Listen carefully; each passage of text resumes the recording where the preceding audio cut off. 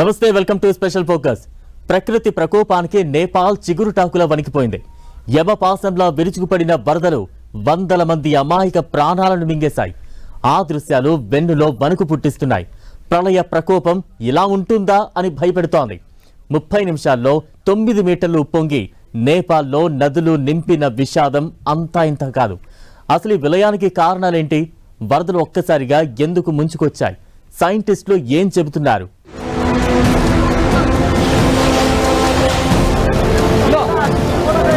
ప్రకృతి ప్రకోపానికి వణికిపోయిన నేపాల్. కళ్ళ ముందే కుటుంబాన్ని కోల్పోయి కొందరు.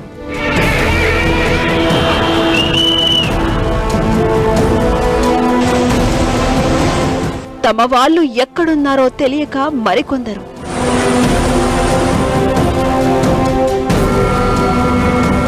మనసును మెలేస్తున్న నేపాల్ విలయ దృశ్యం.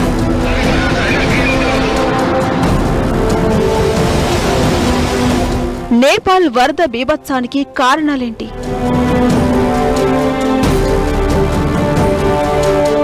నేపాల్కు ఇప్పుడు మరో ప్రమాదం పొంచి ఉందా? నేపాల్లో సంభవించిన ఆకస్మిక జల ప్రళయం తీవ్ర విషాదాన్ని నింపింది. నదులు ఉప్పొంగడంతో వందల మంది గల్లంతయ్యారు. గల్చీ ప్రాంతం దగ్గర త్రిశూలి నదిలో 30 నిమిషాల్లో నీరు 9 మీటర్ల ఎత్తుకు ఉప్పొంగింది. మలేఖు ప్రాంతంలో 7 మీటర్ల మేర పొంగిపొర్లింది. వర్షాల తీవ్రత లేకపోయినా అకస్మాత్తుగా నీరు విడుదల కావడంతో గ్రామాలు, పట్టణ ప్రాంతాలను జల సమాధి చేసింది. బోటేకోషి ఉపనది అయిన లెండే కోలాలోకి భారీగా మంచు, కొండ చర్యలు దూసుకొచ్చాయి. ఈ తాకిడి తీవ్ర స్థాయిలో ఉండడంతో నది ఒక్కసారిగా ఉప్పొంగింది. ఈ ప్రవాహంలో బండరాళ్లు కిందకొచ్చాయి. ఆ తర్వాత బోటేకోషి నది నుంచి త్రిశూలి నదిలోకి నీరు ఒక్కసారిగా ప్రవహించింది. దీంతో భారీ విధ్వంసం చోటు చేసుకుంది. వరదల బీభత్సానికి వంతెనలు కొట్టుకుపోయాయి. 13 జల విద్యుత్ ప్రాజెక్టులు ధ్వంసమయ్యాయి. ఆకస్మిక వరదల కారణంగా భారీగా ప్రాణ, ఆస్తి నష్టం సంభవించింది. ఇప్పటి వరకు 270 మందికి పైగా చనిపోగా 1600 మందికి పైగా గల్లంతైనట్లు అధికారులు చెబుతున్నారు. గల్లంతైన వారిలో దాదాపు 300 మంది భారతీయులు కూడా ఉన్నారు.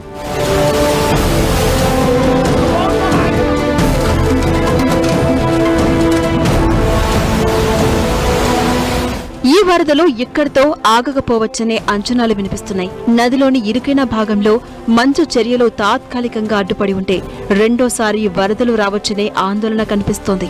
ఈ బ్లాకేజీ వెనుక భారీ నీరు చేరి అది ఒక్కసారిగా కిందకి దూసుకురావచ్చని శాస్త్రవేత్తలు అనుమానిస్తున్నారు. ఈ వరద ముప్పుపై international centre for integrated mountain development institute ఇప్పటికే హెచ్చరికలు జారీ చేసింది. దీంతో దిగువ ప్రాంత ప్రజలను సురక్షిత ప్రాంతాలకు తరలిస్తున్నారు. కొండ చర్యలు విరిగిపడ్డం, బురద ప్రవాహం, నదులు ఉప్పొంగడం అన్నీ కలిసి నేపాల్లోని కొన్ని గ్రామాలను తుడిచిపెట్టుకుపోయిన పరిస్థితి.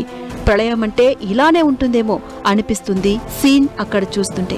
సహాయక కార్యక్రమాలు కొనసాగుతున్న కొద్దీ మృతదేహాలు వెలుగులోకి వస్తూనే ఉన్నాయి. దీంతో మృతుల సంఖ్య పెరుగుతూ పోతోంది. కళ్ళ ముందే నా అనుకునే వాళ్ళని కోల్పోయి కొందరు, తమ వాళ్ళు ఎక్కడ ఉన్నారో తెలియక మరికొందరు, అసలు బతికి ఉన్నారో లేదో అనే భయంతో ఇంకొందరు. నేపాల్లో పరిస్థితి చూస్తుంటే గుండెలు బరువెక్కుతున్న పరిస్థితి.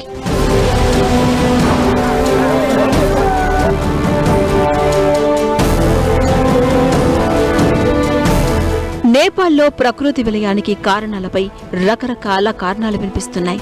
భూకంపమే కారణమని కొన్ని సంస్థలు చెప్తుంటే కొండ చర్యలు విరిగిపడ్డం కారణంగానే ప్రకంపనలు సంభవించాయని, హిమనీ సరస్సు బద్దలై భారీ మంచు చర్యలు రాళ్లు పట్టాయని, దీంతో లిండే నది ఉప్పొంగి బోటేకోషి నదిలోకి వరద ఒక్కసారిగా దూసుకొచ్చిందని అమెరికా జియోలాజికల్ సర్వే స్పష్టం చేసింది. పర్వత ప్రాంతాల నుంచి భారీ పరిమాణంలో ఉన్న మంచు, రాళ్ల చర్యలు విరిగిపడుతున్నట్లు శాటిలైట్ దృశ్యాల ద్వారా తెలిసిందని నిపుణులు చెబుతున్నారు.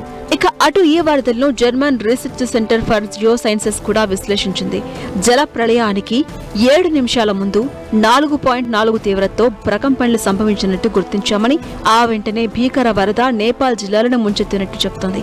ప్లానెట్ ల్యాబ్స్ అనే సంస్థ శాటిలైట్ ఇమేజెస్ ను సేకరించి విశ్లేషిస్తోంది. మొదట చైనా, నేపాల్ సరిహద్దుల్లో 4.4 తీవ్రతతో భూకంపం సంభవించింది. దీన్ని పరిగణలోకి తీసుకోవాల్సిన అవసరం లేదని, అయితే ప్రకంపనలు సంభవించిన ప్రాంతం అంతా పర్వతాలతో కూడుకుని ఉండడంతోనే ఉత్పాతం ఏర్పడిందని విశ్లేషించింది.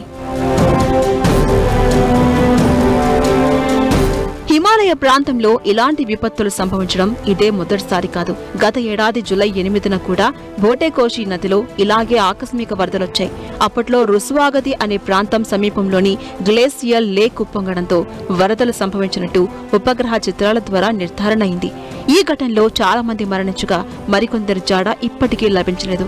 పర్యావరణ మార్పుల కారణంగా హిమాలయాల్లోని గ్లేసియర్ల మంచు వేగంగా కరిగిపోతుండటంతో కొత్త సరస్సులు ఏర్పడుతున్నాయి. అవి విపత్తులకు కారణమవుతున్నాయి. ఇప్పుడు కూడా అదే జరిగింది. చిన్న ప్రకంపనలకు కొండ చర్యలు విరుగుపడుతున్నాయి. దీంతో నదుల ప్రవాహ దిశ పూర్తిగా మారిపోతుంది, గ్రామాలపైకి దూసుకొస్తుంది. ఇప్పుడు వరద బీభత్సంలో సరిహద్దు ప్రాంతం మొత్తం శ్మశానాన్ని తలపిస్తోంది. కొండ ప్రాంతాల నుంచి వస్తున్న బురద నీటి ప్రవాహాన్ని చూసి జనాలు ప్రాణాలు అరచేతిలో పెట్టుకుని పరుగులు తీస్తున్న దృశ్యాలు ప్రతి ఒక్కరి మనసును కదిలిస్తోంది.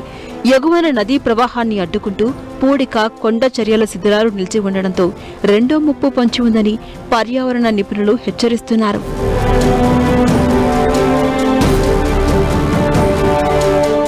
నేపాల్లో వరదల బీభత్సం వెనుక ఇన్లాండ్ సునామీ అంటే భూభాగంలో వచ్చే సునామీనే కారణం అనేది మరికొందరి వాదన. ఈ ముప్పు నేపాల్కు ఎక్కువగా ఉన్నట్టు శాస్త్రవేత్తలు గతంలోనే హెచ్చరించారు. 2000 సంవత్సరం నుంచి హిమాలయాల్లో హిందూకుష్ శ్రేణుల్లోని హిమానీ నదుల్లో మంచు కరగడం రెట్టింపైంది. ఈ నీరు అస్థిర ప్రదేశాల్లో హిమనీ నదీయ సరస్సులుగా ఏర్పడుతోంది. ఇవి పర్వతాలపై ప్రమాదకరంగా మారుతున్నాయి. ఒక్కసారిగా కట్టలు తెంచుకుని కిందకు ప్రవహిస్తూ మెరుపు వరదలకు కారణమవుతున్నాయి. హిమానీ నదాలు హిమనీ నదియ సరస్సులు పొంగడంతో నేపాల్, టిబెట్లో పలుమార్లు వరదలు సంభవించి వందల సంఖ్యలో జనాలు ప్రాణాలు కోల్పోయారు. హిమాలయాలు పెరుగుతుండడం నేపాల్కు మరో సమస్యగా మారింది. దీంతో ఏర్పడే విపరీతమైన ఒత్తిడి భూకంపాలకు కారణమవుతోంది. ఇలా వచ్చే భూకంపాలు వరదల ముప్పును పెంచుతున్నాయి అనే అభిప్రాయాలు వినిపిస్తున్నాయి. హిమానీ నదం కూలిపోవడమే నేపాల్ వరదలకు కారణం అని నివేదికలు చెప్తున్నాయి. అయితే గతంలో ఉత్తరాఖండ్, ఉత్తరకాశీ జిల్లాలోని ధారాలి గ్రామంలోనూ ఇలాంటి విషాదమే చోటు చేసుకుంది. గత ఏడాది ఆగస్టు 5న ఉత్తరకాశీలోని ధారాలి గ్రామాన్ని ఆకస్మిక వరదలు ముంచెత్తాయి. ఈ ఘటనలో 60 మందికి పైగా చనిపోగా వరదలకు క్లౌడ్ బరస్ట్ కారణమని అనుకున్నారంతా. అయితే హిమనీ నదం కూలిపోవడమే అసలు కారణం అని తర్వాత తేలింది. మంచు కరగడం, లోపలి భాగంలో పగుళ్లు, అస్థిరమైన భూభాగం లాంటి కారణాలు హిమానీ నదం కూలిపోవడానికి కారణంగా మారుతున్నాయి. ఇది ఆకస్మిక వరదలకు దారితీస్తోంది. పెద్ద ఎత్తున బురద, రాళ్లు సమీప ప్రాంతాలని ముంచెత్తుతున్నాయి. ఇప్పుడు జరిగింది అదే. నేపాల్ వరదల్లో చిక్కుకున్న పర్యాటకుల వివరాలపై తెలుగు రాష్ట్రాల ప్రభుత్వాలు ఆరా తీస్తున్నాయి. ఎప్పటికప్పుడు యోగక్షేమాలు అడిగి తెలుసుకుంటున్నాయి.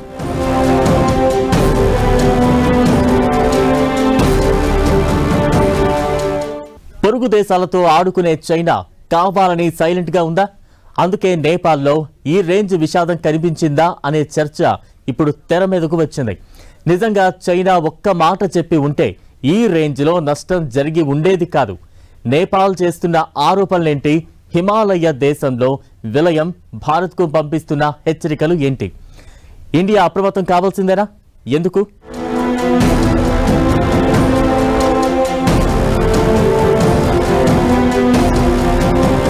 చైనా మౌనమే అసలు విపత్తుగా మారిందా?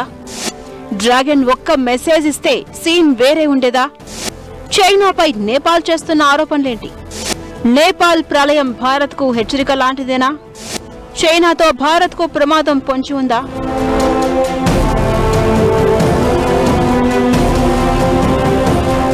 నేపాల్లో జలప్రళయం వెనుక సమాచార లోపం కూడా ఓ బలమైన కారణంగా వినిపిస్తోంది. మంచు చర్యలు విరగడంతో టిబెట్ వైపు వరద సంభవించినట్లు చైనాకు ముందే తెలిసినా తమను హెచ్చరించలేదని నేపాల్ అంటోంది. రెండు దేశాల మధ్య సమాచార మార్పిడికి సంబంధించి అధికార ఒప్పందం లేకపోవడంతో నేపాల్ను బీజింగ్ ముందస్తుగా అప్రమత్తం చేయలేదనే ప్రచారం జరుగుతోంది. నేపాల్ కాలమానం ప్రకారం బుధవారం 8:15 టిబెట్లోని కెరుంగి కౌంటీలో మెరుపు వరదలు సంభవించాయి. ఈ ఘటన జరిగి దాదాపు 45 నిమిషాల తర్వాత నేపాల్కు వరదల విషయం తెలిసింది. అయితే అంత సమయం ఉన్నా కూడా చైనా అధికారులు నేపాల్ను అప్రమత్తం చేయలేదనే ప్రచారం నడుస్తోంది. కెరుంగి నుంచి భారీగా వరదలు నేపాల్ దిశగా పోటెత్తినట్టు కొంతమంది స్థానికుల నుంచి చివరకు విపత్తు నిర్వహణ అధికారులకు సమాచారం వచ్చింది. దీంతో వీరు హుటాహుటిన చర్యలు చేపట్టేందుకు సిద్ధమవుతుండగా అప్పటికే వరద నేపాల్ జిల్లాలను ముంచెత్తింది. అయితే మధ్యాహ్నం 1 గంటకి చైనా నుంచి నేపాల్కు సమాచారం అందింది.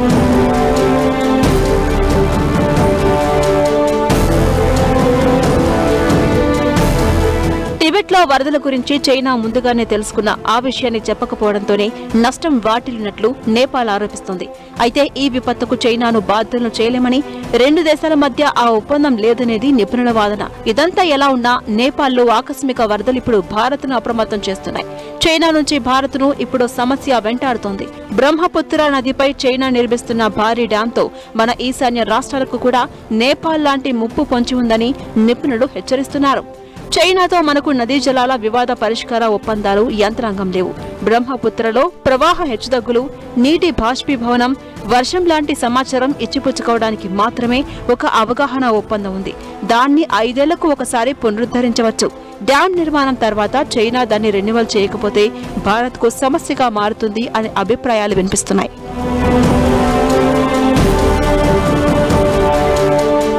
టిబెట్లోని యార్లంగ్ తాంగ్స్పో నదిపై మెడోక్ జల విద్యుత్ ప్రాజెక్టు నిర్మిస్తోంది చైనా. ఇదే నది భారత్లోకి ప్రవేశించిన తర్వాత సియాంగా, ఆ తర్వాత బ్రహ్మపుత్రగా మారుతుంది. సుమారు 60,000 మెగావాట్ల విద్యుత్ ఉత్పత్తి సామర్థ్యంతో నిర్మిస్తున్న ఈ ప్రాజెక్టు పూర్తయితే చైనాలోని 3 గార్జెస్ డ్యామ్ ను మించి ప్రపంచంలోనే అతిపెద్ద జల విద్యుత్ ప్రాజెక్టులో నిలిచే అవకాశం ఉంది. 2033 నాటికి దీన్ని అందుబాటులోకి తీసుకురావాలని డ్రాగన్ కంట్రీ లక్ష్యంగా పెట్టుకుంది. మెడోగ్ డ్యామ్ నిర్మిస్తున్న ప్రాంతం భౌగోళికంగా చాలా సున్నితమైంది. ఈ ప్రాంతంలో క్రియాశీల ఫాల్ట్ లైన్లు ఉన్నట్టు కొన్ని భౌగోళిక అధ్యయనాలు సూచించాయి.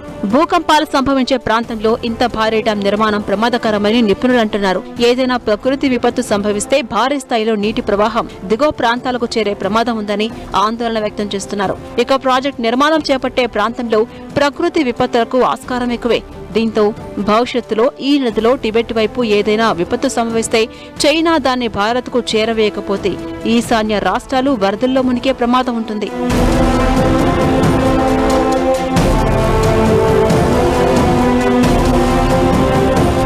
యార్లాంగ్ తాంగ్స్పో నది దిగువ ప్రాంతంలో భారత్ ఉంటుంది. టిబెట్లో నది ప్రవాహంపై చైనా నియంత్రణ పెరిగితే భవిష్యత్తులో నీటి లభ్యత, వరదల నిర్వహణపై ప్రభావం పడే అవకాశం ఉందని నిపుణులు చెబుతున్నారు. భారీ వర్షాల సమయంలో డ్యాం నుంచి ఒక్కసారిగా నీటిని విడుదల చేస్తే అరుణాచల్ ప్రదేశ్, అసోం రాష్ట్రాల్లో వరద ముప్పు పెరిగే అవకాశం ఉందన్న ఆందోళనలు ఉన్నాయి.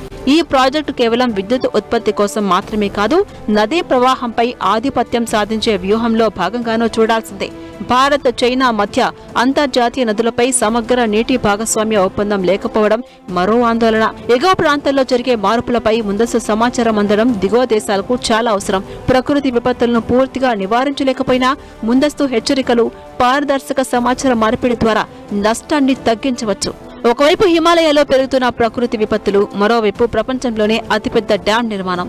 ఈ రెండు అంశాలు కలిపి కొత్త చర్చకు దారితీశాయి. చైనా మెడోగ్ ప్రాజెక్టు నిజంగా ప్రమాదమా, లేదంటే అభివృద్ధి ప్రాజెక్టా అనేది కాలమే నిర్ణయిస్తుంది. హిమాలయాల సున్నిత పరిస్థితులు, బ్రహ్మపుత్ర ప్రాధాన్యం దృష్ట్యా అప్రమత్తత మాత్రం తప్పనిసరి.